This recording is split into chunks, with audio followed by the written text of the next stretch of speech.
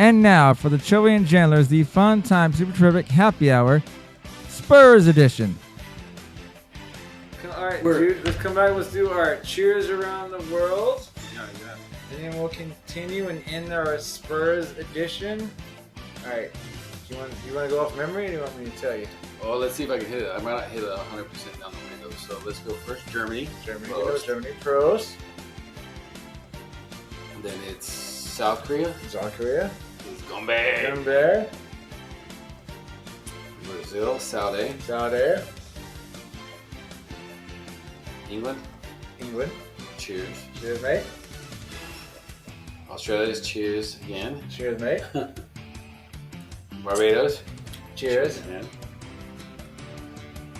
Now we hit our newbies, right? We got newbies. We got 2 for Canada. The French Canadian is Santé. And then cheers, yeah. Cheers, yeah. And then Colombia is salud. I'm on a roll. It's time to go solo. That's a great memory there. Just because I used the lyric with Vanilla Nice, Ice. baby.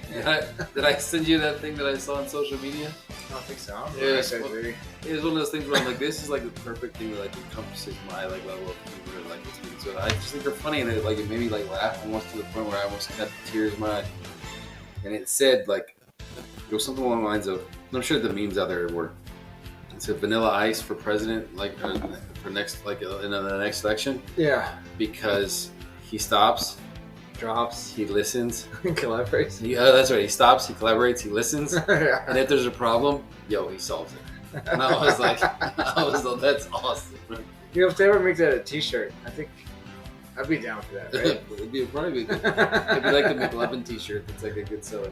It's got like the McLovin ID. Yeah, it was just one of those like, yes. Hope I'm close enough to the mic. I kind of was leaning back. I was pulling a Choey there, man. I'm sorry. It's just comfortable. Like it is comfortable. Lean back. You know, and I love our mics, but there's points where I'm like, maybe we should have got that headset like the Monday Night Football. We should just like, no matter where you're sitting, you got that. They got that sound. As we trail off on another digress too, before you go to that. Did you see the little meme or whatever? It's got the chubby kid that was like the catcher in Sandlot. And he does like. You killing me, Small? Yeah, he does like the entrance. He does like a little choreographed dance for all the entrance songs for the NFL stuff. Oh yeah? Have you seen that? No, I have not. I'll find it before, like at the end of this. Gotcha. All right. Now we're not gonna go game by game like we did for the Cowboys. Prediction, so last year I think the Spurs won 22 games. More than that this year. How about this? Over under 30. They're gonna get above 30 or below 30? I say above. I think maybe it's good for more than that. But I think they're gonna because I do think that they were kind of at a point where they're like, yeah, we're done for the year.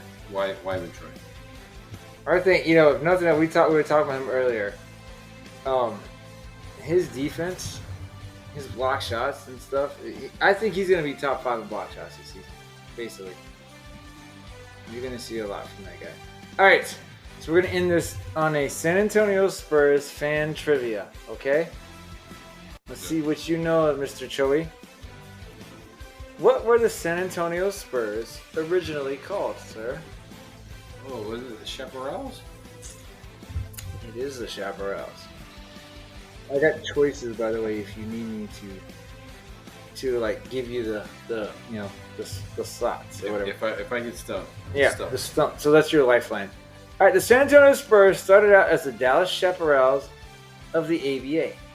They are one of 4 former ABA teams to remain intact in the NBA after the 1976 NBA-ABA merger. By the way, that kind of reminds me, first off, I'm part of this Spurs Facebook group, right? Okay. And someone had put on there, from 1973 to 2013 or something, whatever it was, right? The Spurs, this year's to 23. In 50 years, the Spurs had only missed the playoffs 4 times, right? That's pretty good. And so then this person was like, they get on there.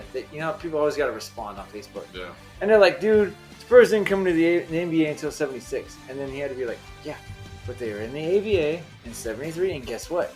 they were making the playoffs in 1973 and beyond. Yeah, but too, like when people start complaining about stuff, it is what it is. Like they play in the same thing. That's why it really makes me mad. Like when people try to pull that asterisk for the first NBA Got championship. the chime, by the way. Oh. Yeah, you know, we got a little late My chime. bad. For our little children on the world. Yeah. Like the asterisk. Would they have put an asterisk?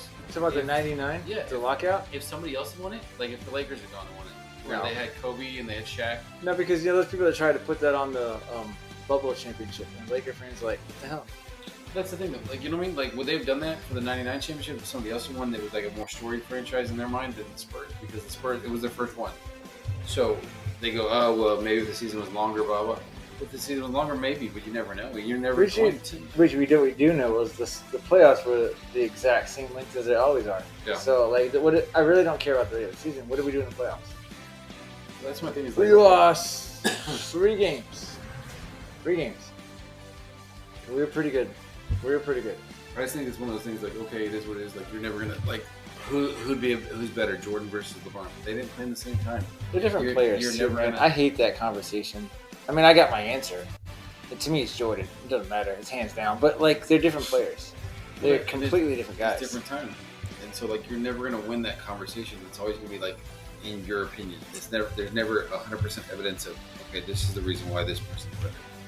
Like you can't do that. Like you just can't. I got 2 candidates now, right? Number 1, for like I was telling you on the Cowboys episode, right? I got into it with somebody on Facebook, back and forth. Yeah. I'm gonna take anything away from this player, right? But people that think Russell Westbrook deserves to be in the top 75 of NBA players ever, I think need to have their head examined or whatever. Because I'm like, I told this guy, I was like, you act like all they're doing is looking at stats. That's all they're doing. But tell me one person that would take Russell Westbrook over Manu Ginobili. Because Manu Ginobili is bringing you championships. Like if Russell Westbrook is only going to give you stats, and you're not going to win the big game.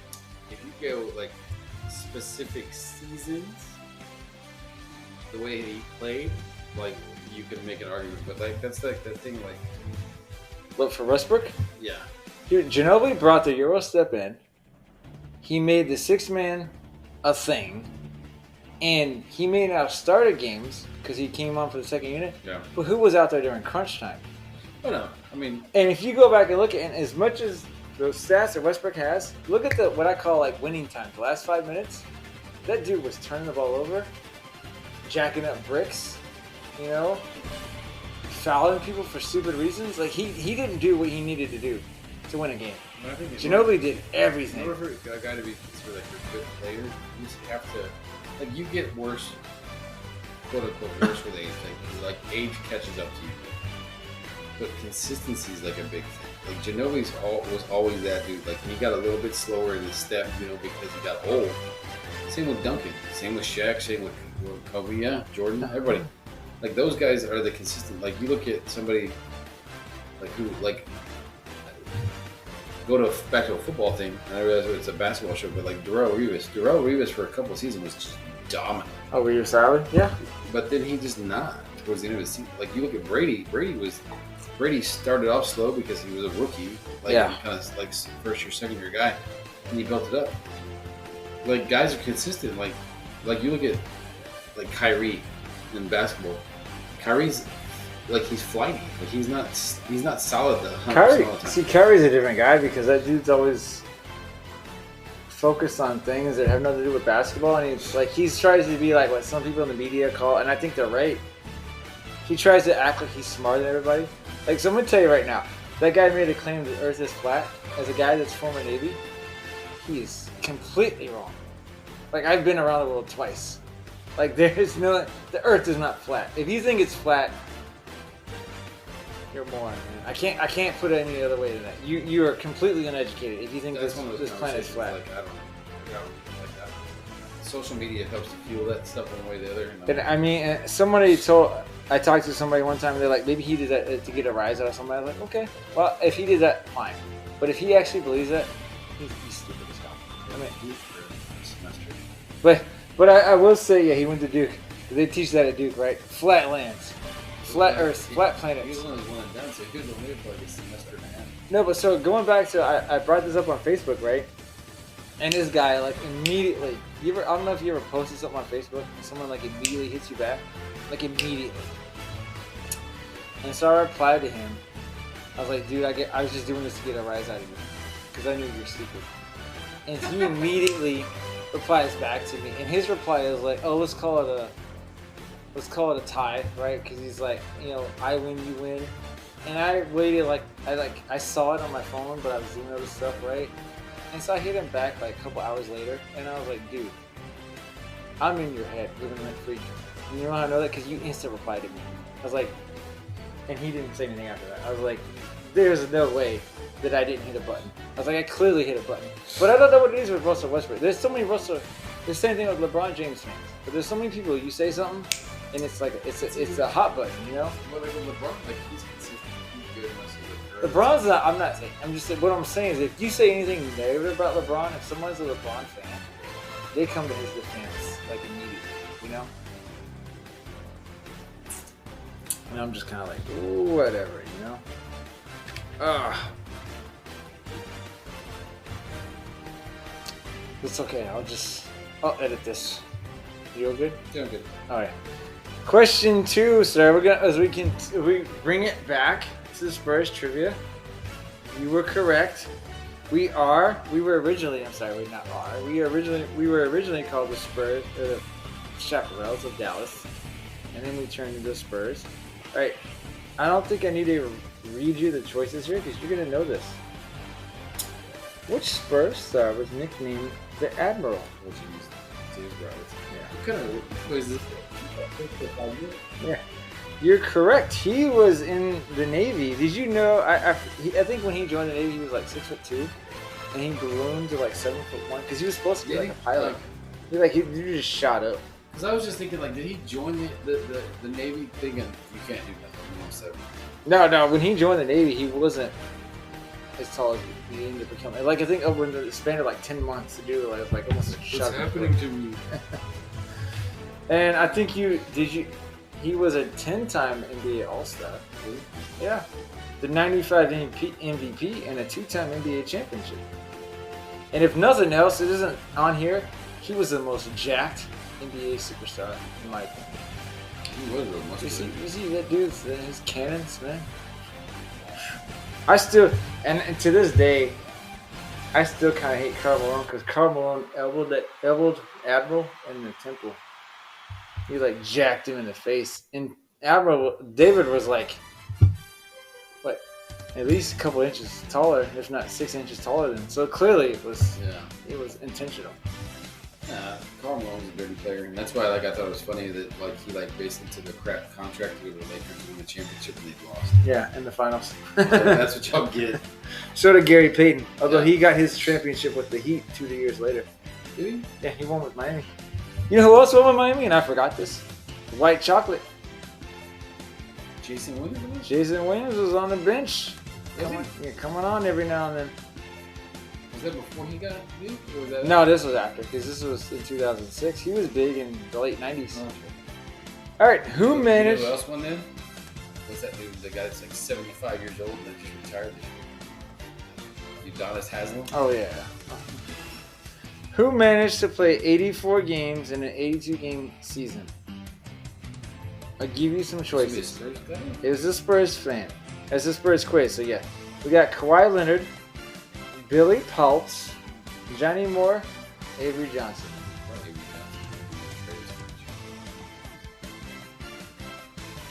They said you're wrong.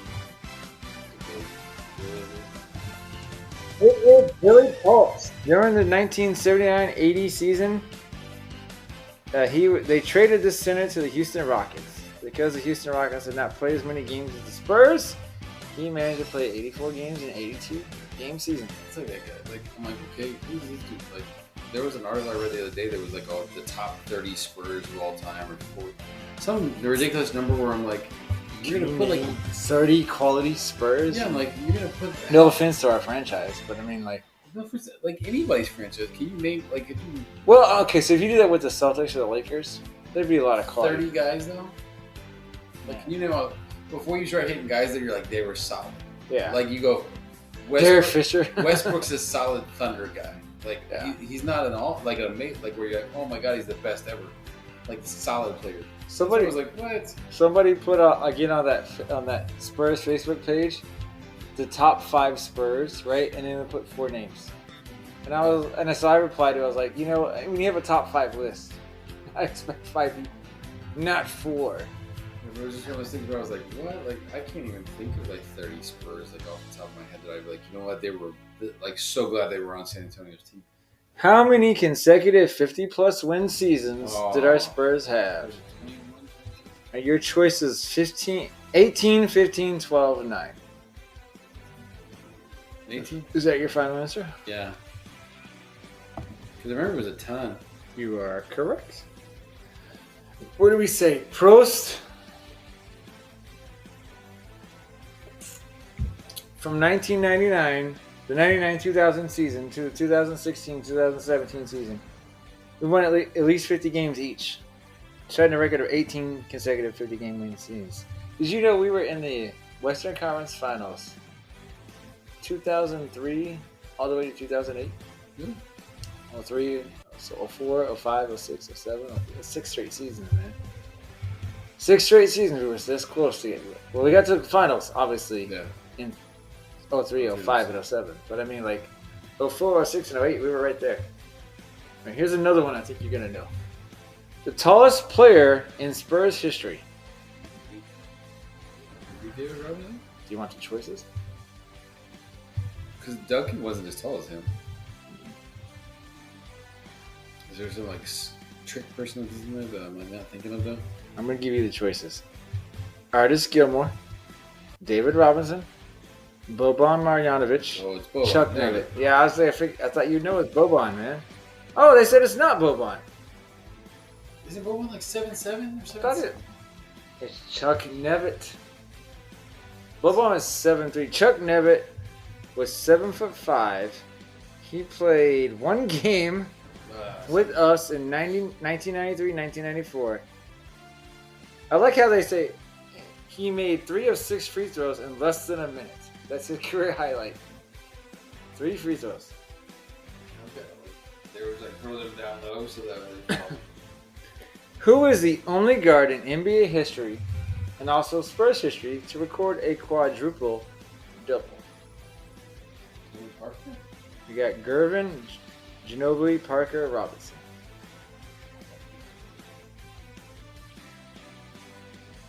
Maybe Ginobili. You want Ginobili or Parker? I'll go Ginobili. It was not Ginobili. Was it Parker? It was not Parker.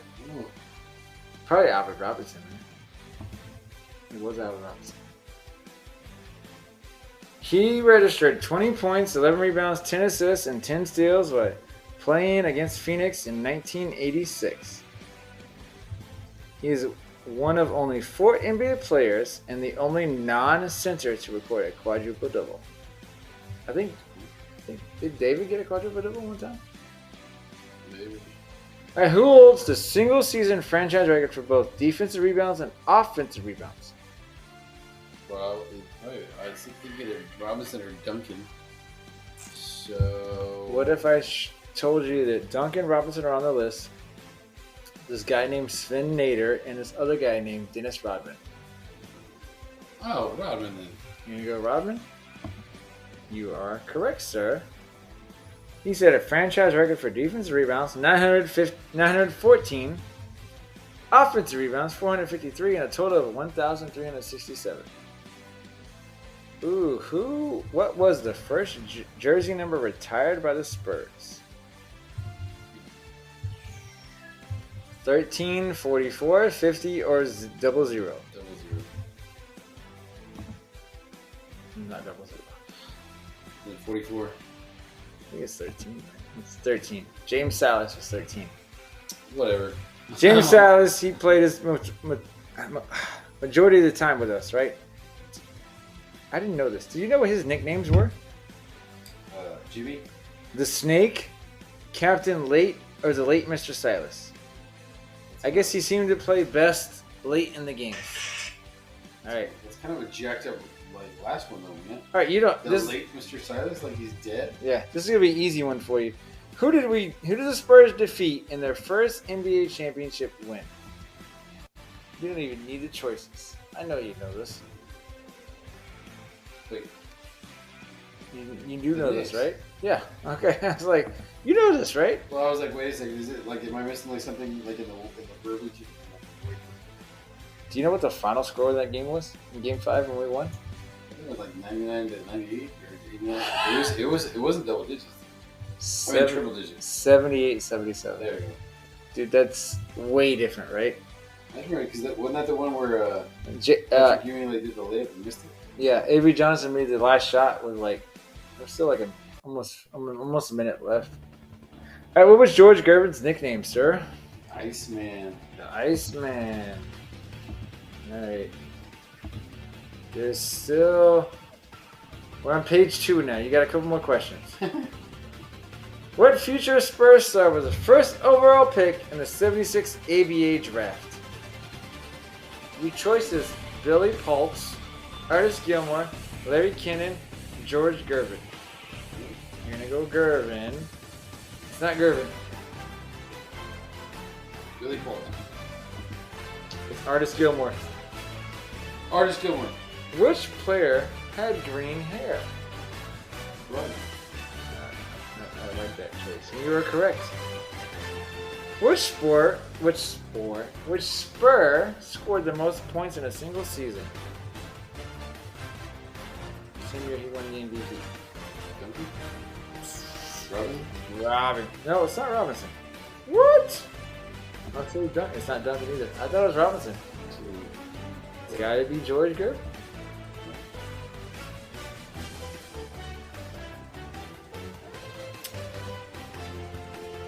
In 1979-1980 season, he set the franchise record with 2,585 points. That's great.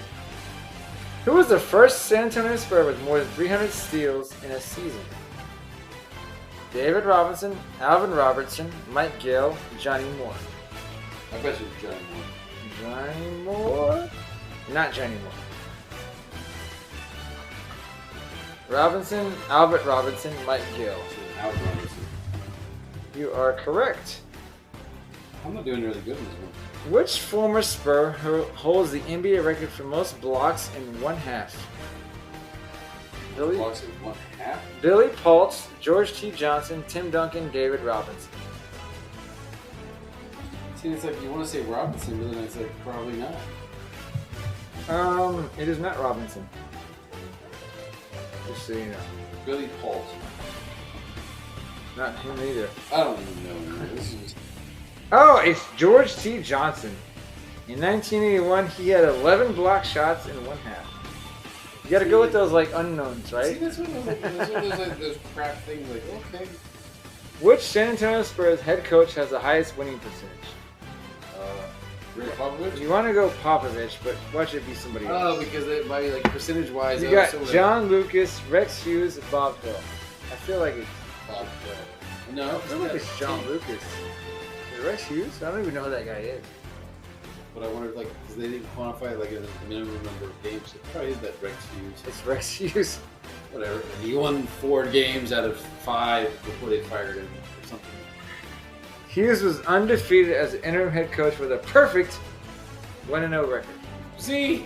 Like, that's a crap stat. Like, what is that? Like, Who was the first San Antonio Spur to win 6th Man of the Year award?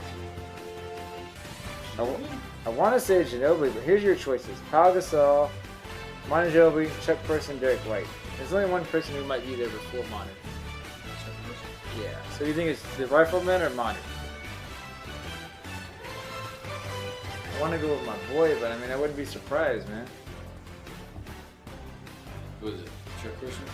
It is Monty Ginobili. He had 19 and a half, nearly 5 rebounds, 4.5 assists, and 1.5 steals. He got 123 out of the 124 first place votes for 6th Man of the Year. So almost unanimous. Which former Spur holds the NBA record for most steals in one game? Alvin Robertson, Johnny Moore, Mike Gill, Larry Kinnan. God, I was going to say Alvin Robinson, but I'm pretty sure it's probably not the right end. It's not Alvin Robinson. You're like, I go with the guy I know, right? Look, he's getting all the other steel questions. Oh my God. Gill. Whatever that guy's name was, Gill. No, it was Larry Kennan. I don't even know. This guy played before we were born, man. 1976.